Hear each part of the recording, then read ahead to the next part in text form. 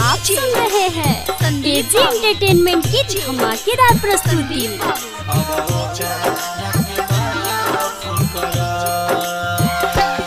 जौन गलत भइल बाए जानू अब ओकरा के माफ कर। जौन गलत भइल बाए जानू अब ओकरा के माफ कर। हमसे हो गइल भूल आँख में पड़ गइल धूल। हमसे हो गइल भूल आँख में पड़ गइल धूल।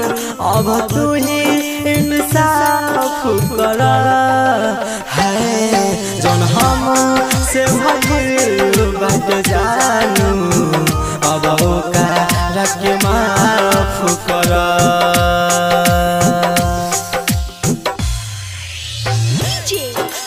संदीप बाबू, संदीप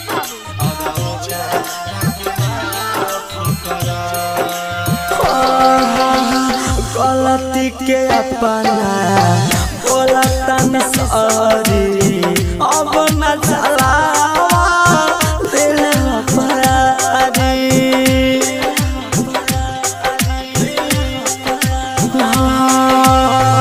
भूल के अब तू दिल से निकाला प्यार के जख्म सहल न जाला।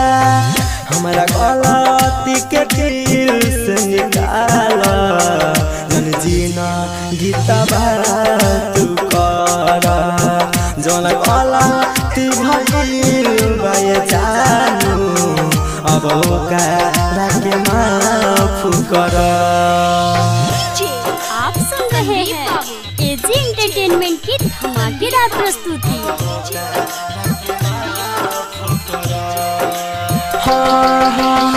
भारत निराला कहे हाथ के जोड़ी जय हो न हमारा से हाथ मोड़ी।